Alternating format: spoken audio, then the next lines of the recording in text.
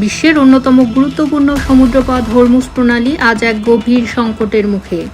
বিশ্বের প্রায় 1/3 তেল এই পথ দিয়ে পরিবাহিত হয়, আর এই পথ বন্ধ মানেই বৈশ্বিক অর্থনীতিতে বড় ধাক্কা।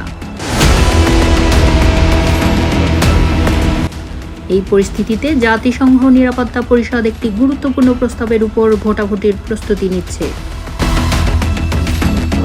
তবে এই প্রস্তাবে আপত্তি জানিয়েছে চীন।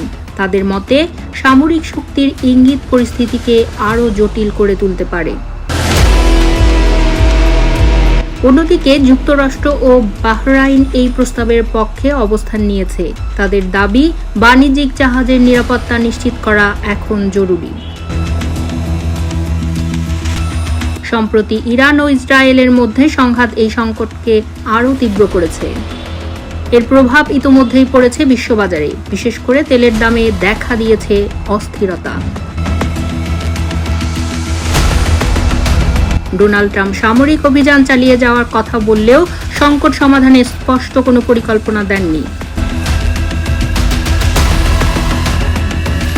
এখন সবকিছু নির্ভর করছে ভেটো ক্ষমতা সম্পন্ন দেশগুলোর উপর।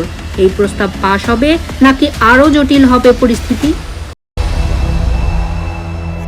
হরমুজ প্রণালী শুধু একটি নৌপথ নয়, এটি বিশ্ব অর্থনীতির এক গুরুত্বপূর্ণ শিরা।